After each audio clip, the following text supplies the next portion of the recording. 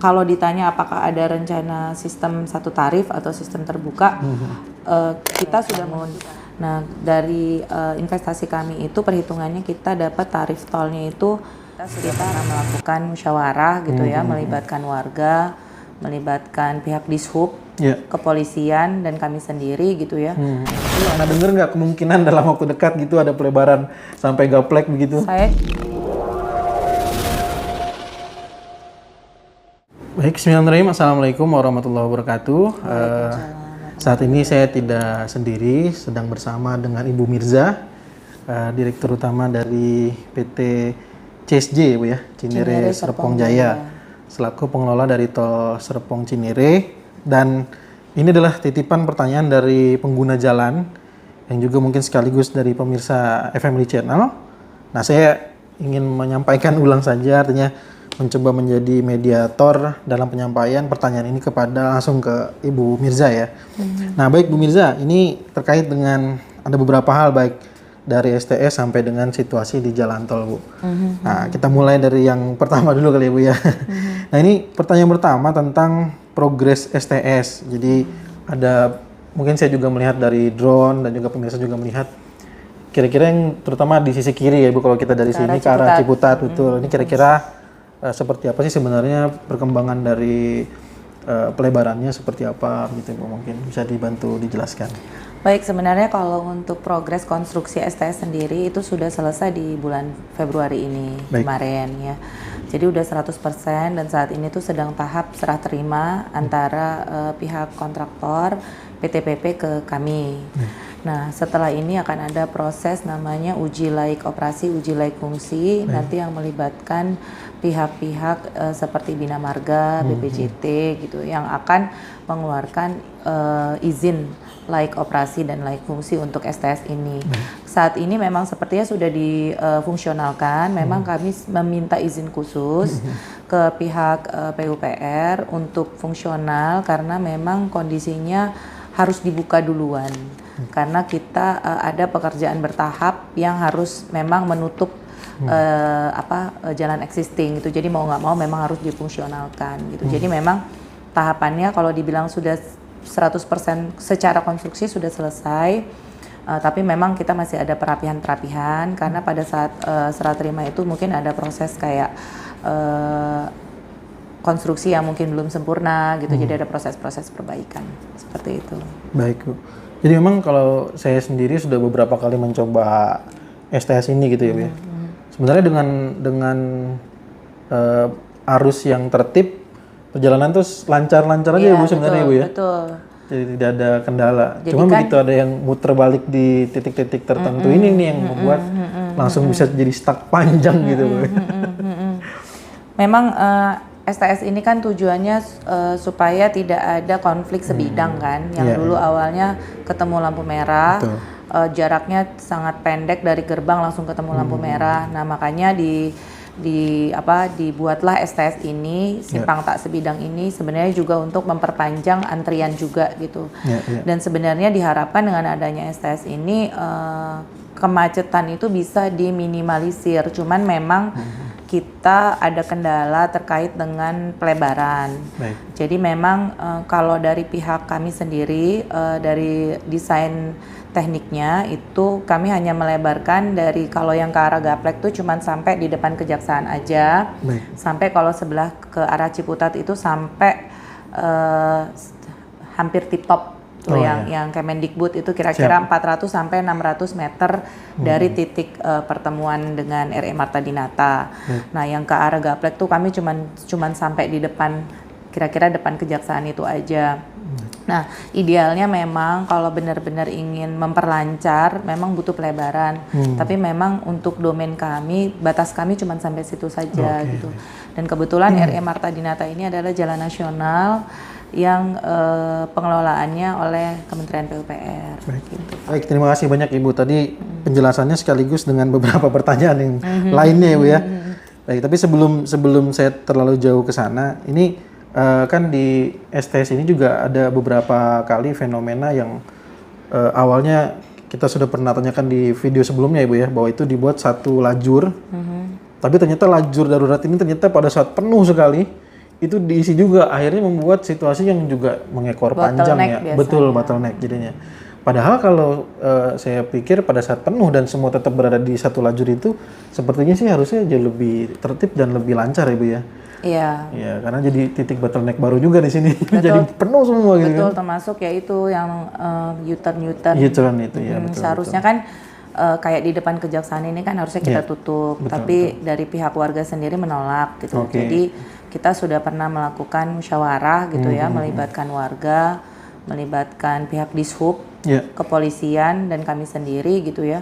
Tapi warga juga tetap bersikukuh gitu ya untuk tetap dibuka. Akhirnya ya karena musyawarahnya ya sudah diputuskan tetap dibuka sambil menunggu nanti pelebaran. Yang dilakukan oleh pihak Jalan Nasional gitu ya. Siap. Nah, tapi kami juga ya tetap melakukan upaya-upaya jangan sampai nanti ada yang U-turn terus ada kecelakaan. Jadi kita pasang lampu flip-flop di situ. Itu sebenarnya tambahan aja sih supaya warga yang mau terus sama mau belok ke tol nggak saling konflik gitu kan. Jadinya bisa kita harapkan dengan adanya lampu flip-flop itu bisa membuat pengguna jalan aware gitu. Iya. Nah, jadi sekaligus nih dengan pertanyaan kedua tadi, artinya dengan kesepakatan warga ya Bu ya.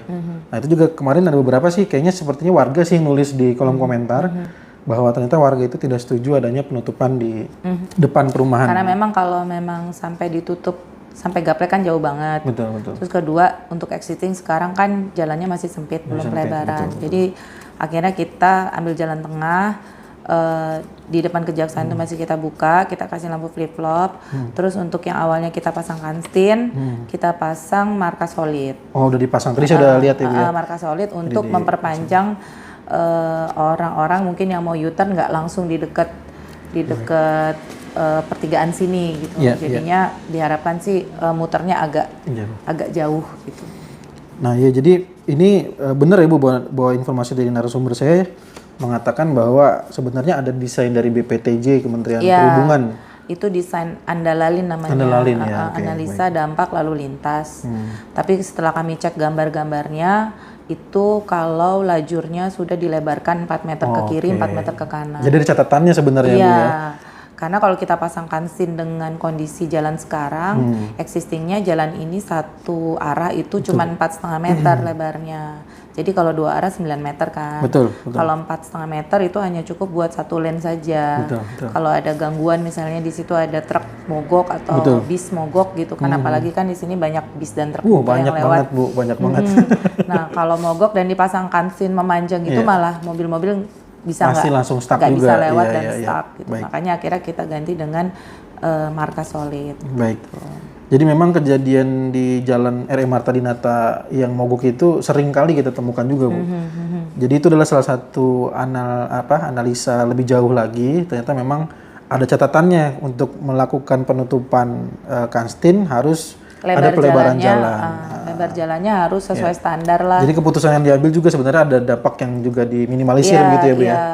Daripada jadi tambah macet lagi ketika ada yang mogok, maka itu yang diambil keputusannya. Iya. Nah kalau di Andalalin tuh memang kemarin mengeluarkan seperti itu. Pas kita recheck ulang, loh ini kok jalannya sempit sekali. Gitu kan. Pas kita cek ternyata plotting lebarnya memang setelah dilebarkan 4 meter itu. Jadi sebenarnya di hold ya Bu untuk sementara waktu sampai nanti ada pelebaran jalan. Ada rencana pelebaran mungkin apa dari pihak, saya nggak tahu ya, pihak dari PUPR atau pihak dari pemerintah kota gitu. Jadi catatannya sebenarnya kalau pertanyaan yang ditujukan kepada Ibu Dirut, Bu Mirza, sebenarnya pekerjaan dari CSJ ini sudah selesai ya Bu? Sudah selesai, sampai di titik tinggal ini. perapihan. Betul, dan untuk selanjutnya, pelebaran selanjutnya tadi Bu Mirza sudah jelaskan bahwa biasanya sih memang Bu, pembebasannya dilakukan oleh Pemda setempat, tapi konstruksinya biasanya dilakukan oleh pemerintah bisa dari pusat. pihak balainya, PUPR. Ya, baik. Nah, jadi kurang lebih seperti itu. Tapi kalau dari Ibu sendiri, nah ini juga pertanyaan sebenarnya. Pernah dengar nggak kemungkinan dalam waktu dekat gitu ada pelebaran sampai gaplek begitu? Saya coba nanya-nanya kemarin belum ada. Di 2024 ini yang pasti belum dengar sih. Dan memang saya nggak tahu di rencana strategisnya Pemkot juga kayaknya belum dengar juga. Tapi mungkin sudah ada tapi nggak dalam jangka waktu dekat gitu. Iya. Gitu. Jadi sebenarnya dampaknya dari tol ini juga kalau saya rasakan ya Bu ya, dan juga pemirsa juga yang ikut merasakan di Jalan Pondok Cabe Raya yang baru dibuka aja yang duplikasi overpassnya, meskipun belum sepanjang itu ya Bu ya, tapi itu sejumlah kendaraan volumenya tuh menurun. Karena memang mungkin sebagian udah langsung menggunakan tol ya. Lewat Limo mungkin kayaknya, ya. Iya, betul. Yang mau ke Cinere bisa lewat Limo kan. Betul.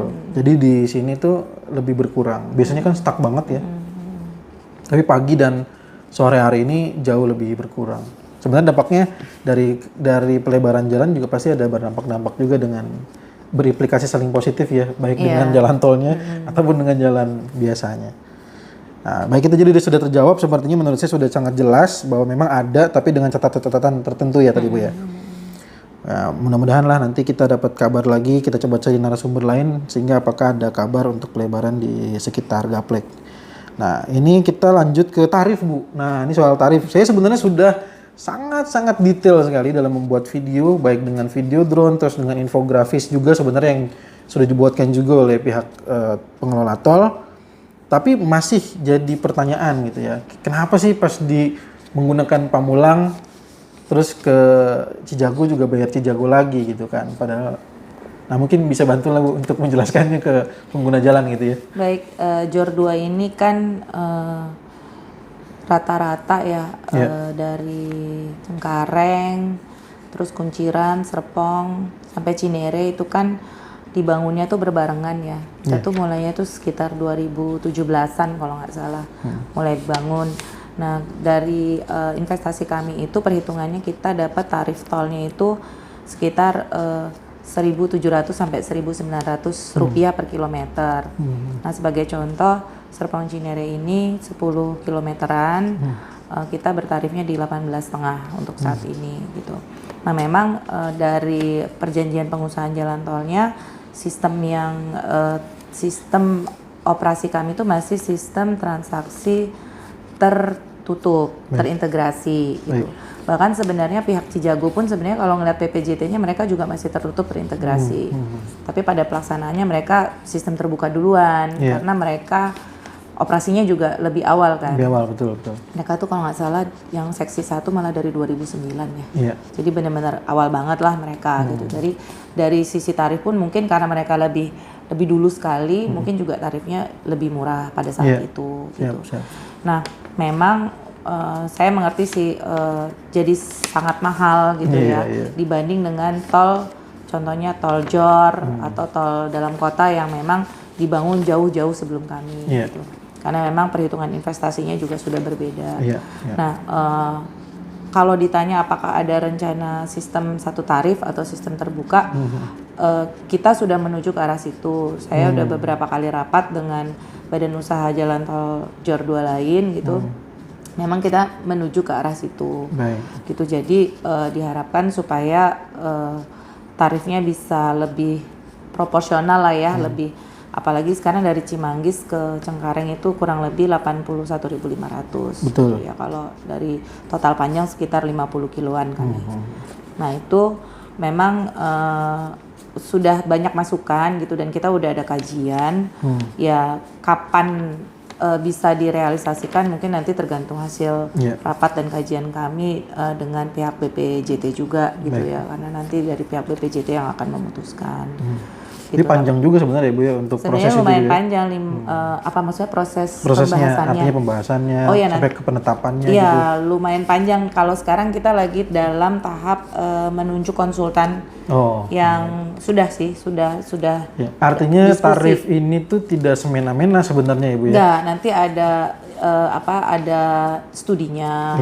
Terus ada surveinya gitu. Nanti sebenarnya sudah studinya sudah mulai dilakukan di akhir tahun lalu. Tapi memang yang terbaik tuh survei ini juga dilakukan setelah sudah terintegrasi. Nah, kemarin kan baru terintegrasinya kita tanggal 22 Desember kan. Betul. Nah, terus saya juga di CSJ bertarif full juga kemarin di 21 Februari. Nah, jadi nanti mungkin diharapkan studinya lebih komprehensif lagi gitu, lebih sesuai dengan kondisi. Nah nanti berapa nilai tarifnya ya mungkin tergantung studi itu, tapi kira-kira ancer-ancernya separuh dari sekarang lah gitu. Kira-kira separuh dari sekarang. Jadi kalau saya amati bersama dengan pengguna jalan yang lebih lebih mendalami terkait dengan tarif tol gitu ya, saya saling bertukar pikiran di kolom komentar. Memang sistem tertutup dan terbuka itu masing-masing punya sisi positif dan sisi negatif gitu ya Bu ya. Tertutup itu mungkin enak untuk pengguna jalan jarak pendek karena ya. Berapa panjang yang dia lewati itulah yang dia bayar. Betul. Lebih fair untuk yang jarak pendek. Betul, tapi kalau buat pengguna jarak jauh itu berat sekali. Betul. Terus sistem tertutup dengan terbuka itu juga, kalau terbuka itu lebih simpel karena cuma sekali ngetap. Tidak ada barrier gate kan, atau kalaupun ada cuma sekali. Kalaupun ada barrier gate itu cuma sekali untuk bayar aja gitu. Betul. Nah kalau kayak mungkin kalau misalnya sudah terintegrasi limo udah bisa dibongkar. Iya betul. Nggak ada limo lagi karena limo saat ini pada saat jam-jam sibuk saya lihat juga antriannya udah lumayan. Betul.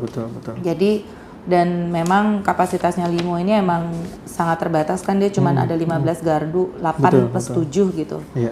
8 kalau nggak salah yang ke arah Cimanggis, 7 yang ke arah bandara gitu kan. Itu kelebihan-kelemahannya sistem tertutup dan terbuka. Betul. Gitu. Enaknya di terbuka adalah saat perjalanan jauh tadi jadi jauh lebih murah. Dan lebih cepat karena tidak ada gerbang tol di tengah gitu ya. Iya, paling mungkin benda masih ada ya. Oh iya, betul. Gerbang tol benda kurang lebih ada. Nanti bentuknya sama kayak di Desari kali Bu ya. Kan di Cilandak Utama masih ada gitu jadi ya. Cuman buat ngetap sekali buat bayar betul. aja. Gitu.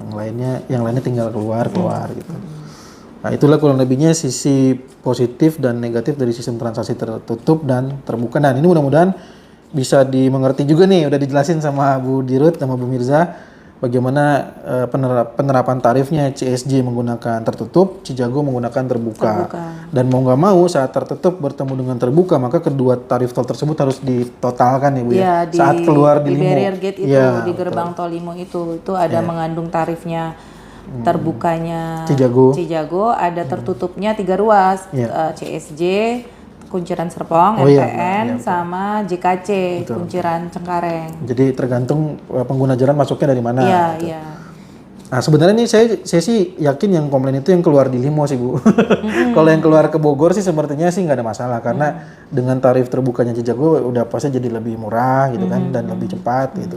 Tapi memang pasti yang jadi pertanyaan bagi pengguna jalan di sini adalah saat dia menggunakan, tadinya mungkin berpikir untuk menghindari kemacetan di Cabai Raya ataupun lain-lain, masuk ke Pamulang terus keluar ke Limo, atau yang mungkin yang agak lebih jauh lagi, satu gerbang tol lagi sebelum ini, terus dia keluar di Limo, kaget juga, udah cuman tipis banget, kan cuma sedikit banget, tapi ya memang karena masuknya Cijago gitu Bu. Nah mungkin pertanyaan sedikit aja Bu dari pemirsa, ada yang penasaran kenapa tanggung banget gitu CSJ cuma nyampe di situ, kenapa nggak bablasin sampai ke Limo gitu?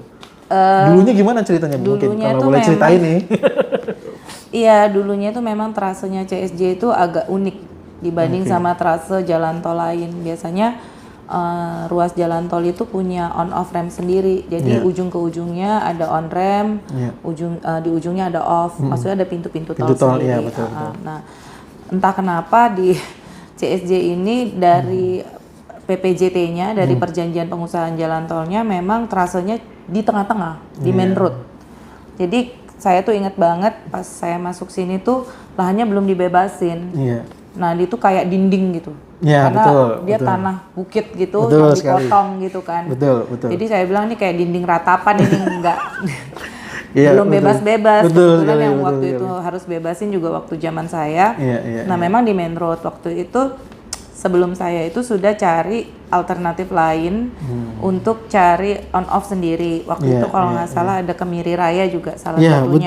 Betul. Cuman setelah dicek ternyata lebarnya jalan Kemiri ini tidak proper untuk jadi jalan akses. Kalau nggak salah cuma 4,5 meter. Itu sangat kecil. Yang kita khawatirkan kalau kendaraan besar masuk situ malah jadi stuck gitu kan, malah nggak bisa lewat gitu. Jadi akhirnya CSJ ya mau nggak mau harus sabar sampai Limo dibuka. Nah kebetulan Tapi dulu nggak sempat ada pemikiran kayak mungkin kayak dulu di gerbang tol Gabus kan Cibitung Cilincing juga sebenarnya untuk kendaraan kecil tuh Bu. Kalau dulu sempat ada pembahasan gitu nggak, misalkan sebenarnya bisa untuk kendaraan kecil saja gitu. Sudah sempat dibahas tapi tetap nggak secara nggak diizinkan, dan secara kan tol itu kan yang dibahas juga terkait dengan jaringan jalan kan. Nah, Kemiri ini juga belum dia seperti jalan lingkungan. Jadi kayak terlalu kecil dan mungkin belum sanggup menampung kapasitas untuk mobil kecil sendiri juga gitu loh. Jadinya memang dibahas berkali-kali dan tetap akhirnya stuck. Kita akhirnya tunggu limo. Iya. Makanya dulu pernah saya bahas juga, kalau pemirsa yang dari dulu nonton pembangunan Serpong Cinere, itu saya juga simak. Memang ya mau nggak mau jadinya nunggu Cijago selesai. Iya, kita nunggu itu 2 tahun. 2 tahun ya, betul. Dari selesai. Iya. Kayaknya ini tadi saya kenapa ketawa karena saya tahu persis banget dulu di si dinding bukit, ratapan iya. itu ya. Dulu dinding itu sampai begitu dapat kabar mau dirobohin kayaknya itu seneng banget gitu. Wah, akhirnya bisa tembus juga gitu ya.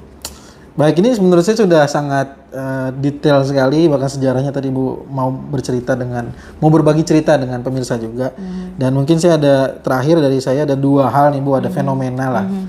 Ini fenomenanya menurut saya yang satu, ini ada kondisi di mana pengguna jalan tol ternyata masih mungkin belum terbiasa kali ya dengan tarif tol baru. Karena kalau saya sekarang mencoba untuk bukan membela, tapi mencoba untuk memberikan pemahaman sebenarnya jalan tol baru manapun ya, bukan cuma CSJ atau di Cijago atau mungkin di tempat lain, bukan cuma itu aja, tapi di jalan tol baru memang biasanya pasti lebih mahal dibandingkannya dengan tarif tol yang lama. Nah, sehingga saya selalu mengingatkan untuk bisa mempersiapkan saldo tolnya dengan baik. Nah, ini fenomena pertama itu banyak kejadian yang saldo kurang atau tidak cukup. Akhirnya dengan kondisi yang sekarang masih ada gerbang tol di 5 utama atau mungkin di beberapa gerbang tol lain, akhirnya membuat kendaraan antri yang cukup panjang nih Bu. Nah, mungkin minta tanggapan dulu dari fenomena yang pertama dulu Bu ya, sebelum kita ke fenomena yang kedua. Gimana tuh mungkin? Betul, jadi waktu pertama kali limo utama dioperasikan tanggal 22 Desember tuh saya ngetem di limo sebulan. Nah, waktu itu kebetulan yang mengoperasikan kan dari PT TLKJ ya, bukan dari CSJ. Akhirnya kami berinisiatif gitu ya, karena di situ juga ada pendapatan tol kami. Kita pinjemin mesin top up. Top up dari Bank Himbara itu gitu. Kebetulan baru 1 yang kita pinjemin, karena kita lihat betul sekali fenomenanya yang membuat antrian itu adalah kehabisan saldo, saldo kurang.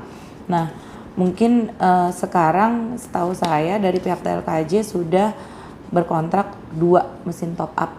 Dia udah menyiapkan 2 mesin top up di situ. Jadi sebenarnya membantu juga. Iya, membantu. Tapi kan memang takes time ya. Kalau misalnya nge-tap gitu kan bisa langsung kebuka. Tapi kalau ngisi dulu lama lagi. Mungkin buat Bapak Ibu yang sudah terbiasa dengan mobile banking gitu, saya sih mengharapkan punya kayak aplikasinya sendiri gitu. Misalnya kalau dari Mandiri Living gitu ya, atau dari BNI atau dari BCA gitu, bisa top up sendiri di handphone sebelum keluar ya. Iya. Karena kalau tetap aja kalau dia pakai juga pas di pintu tol. Saya kadang-kadang pernah lihat pas dia mau nge-tap terus kurang, jadi dia pakai HP dulu. Pakai HP dulu, tapi itu sebenarnya lebih cepat ya. Masih lebih cepat dibanding dia pakai mesin top up gitu loh. Karena itu juga sinyal juga ya Bu ya. Iya, terus petugasnya kan harus lari dulu nyamperin, terus dia ngasih uang gitu kan. Jadi masih kayak semi manual. Kan. Ada kejadian lucu waktu itu, supir truk. Saldonya habis. Terus mau top up nggak bawa uang sama sekali. Itu gimana tuh? Akhirnya dia telepon temennya, kayak minta transferin uang gitu. Saya udah nggak ngerti deh gimana. Jadi makin panjang lagi. Jadi dia kayak minta transferin uang sama temennya ke rekening mana gitu. Apakah rekening si yang petugas top up atau itu apa buat gantiin dia top up. Gitu. Jadi ya panjang lah ya. Ya gitulah, maksudnya teknologi makin canggih gitu, tapi memang penggunanya juga tetap harus lebih aware lah ya gitu ya. Misalnya kayak kalau kita nge-tap gitu kan biasanya suka ada saldo tinggal berapa gitu. Kalau saya sih yang paling aman kalau bisa kalau saldo udah di bawah 50.000 sih sebaiknya segera isi lagi. Karena tadi catatannya kalau dari ujung ke ujung itu 81,5 ya. Iya, 81.500. Jadi kalau 50.000 pasti kurang lah. Iya. Jadi dibiasain pokoknya kalau kurang dari 50.000 atau 100.000 sebaiknya sih segera di top up gitu. Dan tadi sempat juga kalau nggak salah Ibu sampaikan sebenarnya secara gerbang tol gardu itu harusnya kalau mau lebih banyak lagi mungkin kalau memang memungkinkan, tapi kan lahannya nggak cukup ya. Mobile reader ya. Mobile reader itu kan yang petugas yang jalan dia pakai alat untuk mempercepat. Tapi memang dalam kondisi khusus aja kan biasanya keluar. Tapi tetap yang terbaik itu adalah kalau saldonya cukup gitu ya. Jadi pada saat takutnya nanti udah ada mobile reader tetap juga kurang juga, iya, sama gitu juga, kan, sama juga. Aja nunggu juga. Iya. Nah, memang 5 utama ini kapasitasnya sangat terbatas. Kalau melihat dari jumlah lalinnya, itu sebenarnya udah nggak cukup gitu. Tapi kemarin itu pertimbangannya karena sistem transaksinya masih berbeda, mau nggak mau harus ada barrier gate. Makanya ini kita anggap gerbang sementara lah untuk nanti menuju sistem terbuka. Nah itu catatannya pemirsa ya, jadi mohon diingat lagi, jadi silakan isi top up dulu sebelum keluar pintu tol dan mungkin bersabar dulu sampai nanti penentuannya kapan kita belum tahu ya Bu ya. Tapi akan ada waktunya nanti ke terbuka, tapi nggak tertutup lagi Bu ya.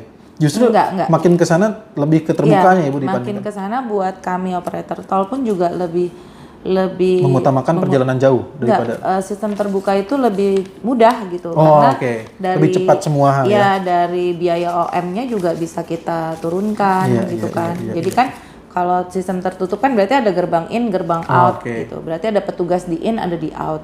Sedangkan kalau sistem terbuka kan cuma sekali aja. Apakah itu di in sekali atau di out sekali. Baik, terima kasih. Ini untuk yang fenomena yang kedua Bu ya, yang terakhir ini ya dari saya. Adalah aktivitas pengendara yang mundur nih. Ini sempat viral Bu di saya. Karena sebenarnya saya tujuannya di video itu tidak memojokkan profesi orang, tapi saya ingin menunjukkan ada aktivitas yang salah, yaitu mundur. Bahkan tuh mundurnya jauh sekali dari gerbang tol itu nggak masuk akal lah gitu. Nah ini saya tangkap dari drone itu nggak cuma satu pintu tol saja sebenarnya, dari berbagai tol yang kebetulan saya ambil drone-nya tuh ada semua aktivitas mundur ini. Nah, dari Ibu mungkin juga membantu saya untuk menghimbau aktivitas ini sebenarnya dibenarkan atau tidak, terus kira-kira membahayakan atau tidak, mungkin bisa dibantu Bu. Ya, baik. Mungkin aktivitas mundur di jalan tol itu sebaiknya tidak dilakukan ya. Apalagi pada saat kondisi macet pasti udah nggak mungkin lah ya. Betul. Tapi pada saat kondisi lancar pun itu sangat berbahaya. Artinya apa? Kendaraan kan pasti melintasnya dengan kecepatan tinggi. Kita takutnya pas yang bersangkutan mundur, terus ada yang misalnya mau belok atau mau terus gitu dengan kecepatan yang sangat tinggi, terus dia mungkin nggak dengan hazard, mundurnya nggak dengan hazard, itu malah jadi takutnya menimbulkan kecelakaan. Mungkin ini perlu Mas Fajar teliti juga ya. Saya juga penasaran kenapa gitu. Kenapa mereka mundur? Apakah tidak membaca rambu-rambu yang sudah diberikan gitu ya? Kalau menurut saya sih rambu-rambu yang sudah ada di jalan tol itu udah cukup besar.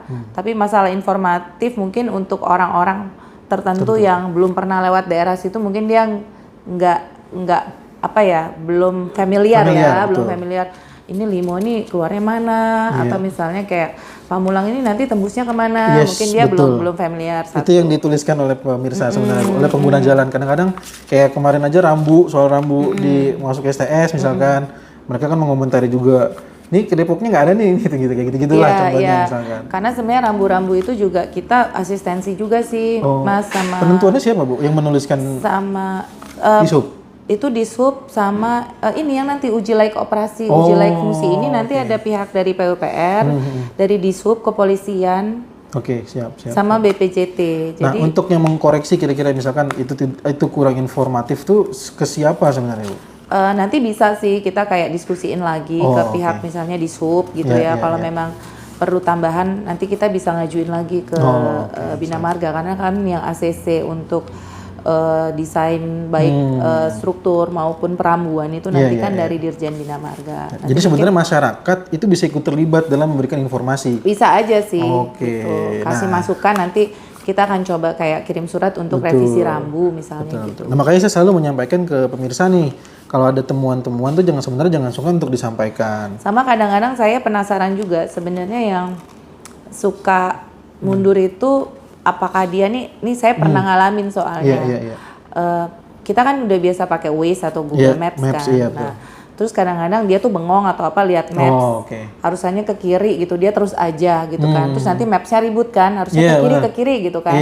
Nah nanti dia mundur. Nah sebenarnya takutnya ya gara-gara itu juga bablas, asal ngebut gitu. Jadi paling kalau memang yang kejadiannya seperti itu untuk teman-teman yang biasa pakai Google Maps, pas di saat dia udah mulai kayak menunjukkan arah, berganti arah ya kurangin kecepatan sih, kurangin kecepatan, terus baca rambu-rambu yang ada gitu. Biasa juga ngasih tahu ya Bu, misalkan dalam 1 kilometer belok kiri gitu kan, biasanya sih kan bisa mengira-ngira kan, nah di situ pasti jadi kan jangan di kanan terus gitu.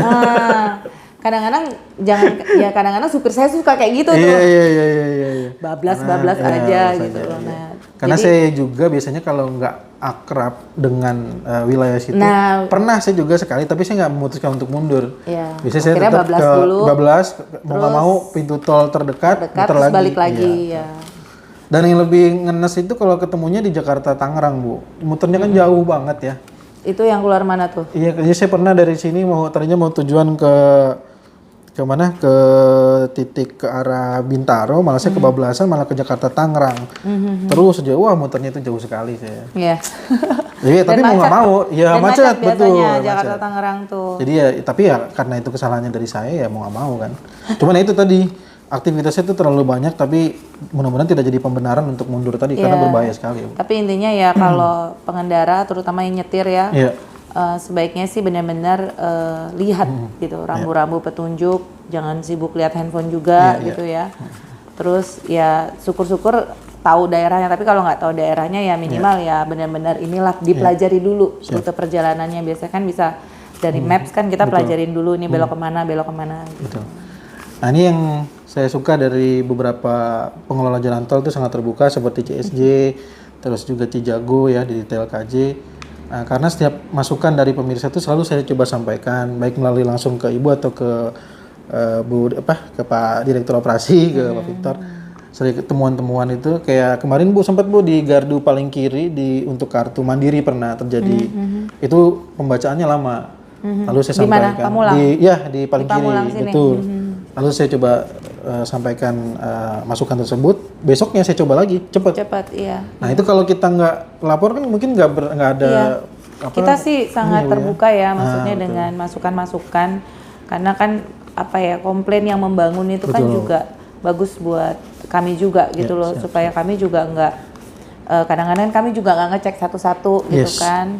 Petugas-petugas juga kan dia bukan dia yang nge-tap gitu, tapi pengguna jalan. Makanya jangan sungkan, sebenarnya nggak ada masalah. Sebenarnya nggak ada masalah sih kalau kita dikasih masukan seperti itu, masukan yang membangun ya terutama. Baik Ibu, terima kasih banyak Bu Mirza atas waktunya nih. Sama-sama. Sangat berharga sekali saya bisa mendapatkan langsung dari Bu Mirza, sejarahnya juga tadi sudah disampaikan. Mudah-mudahan itu bermanfaat, dan jika ada hal-hal yang mungkin kurang jelas juga silakan tuliskan di kolom komentar. Mudah-mudahan nanti kalau memang ada yang perlu saya tanyakan kembali, dan mudah-mudahan kalau ada Ibu ada waktu lagi ya mungkin kita bisa sowan lagi lah silaturahim ya Bu ya. Insyaallah. Baik, itu dari saya dan Ibu Mirza, terima kasih banyak atas waktunya. Semoga bermanfaat. Saya tutup. Assalamualaikum warahmatullahi wabarakatuh.